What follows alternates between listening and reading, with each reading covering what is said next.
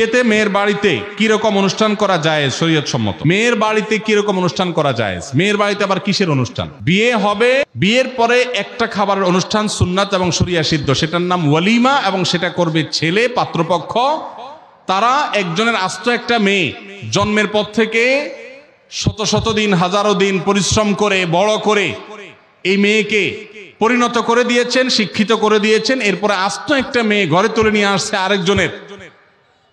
এই খুশিতে নতুন বউ ঘরে আসছে, সেই খুশিতে সবাইকে খাওয়াবে, এটার নাম হলো ওয়ালিমা। আর মেয়ের বাড়িতে বর পক্ষের লোকজন দলে দলে যে দর কষাকষি করে, না আমাদের 500 লোক হবে, না তাহলে ভাই সাহেব 400 করেন, না হলে থাক আমরা মাঝামাঝি থাকি 450 করি, এই যে দর কষাকষি করে মেয়ের বাড়িতে দলে দলে যে খাওয়া হয়, যেটার নাম আমাদের সমাজে বর যাত্রী দেওয়া হয়েছে, সেটাকে আমি বলি বরযাত্রী।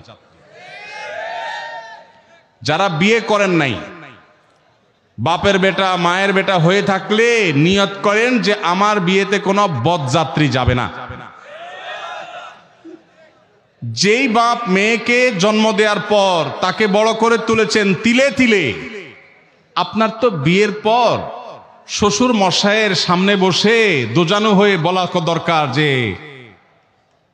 শ্বশুর বাবাজি, আপনার মেয়ে জন্ম থেকে বড় হওয়া, বিয়ে দেওয়া পর্যন্ত এর পিছনে কত লক্ষ টাকা খরচ হয়েছে, আনুমানিক একটা ফিগার বলেন। আমি গরিবের ভূত, একসাথে না হইলেও কিস্তিতে হলেও দিয়ে শেষ করার চেষ্টা করব, এটা বলা উচিত শ্বশুররে। সেটা না করে উল্টা ছোট লোকের মতো 200-300 লোক নিয়ে তার বাসায় গিয়ে খান, লজ্জা হয় না? বেচারা মেয়ে জন্ম দিয়ে কি ভুল করেছে?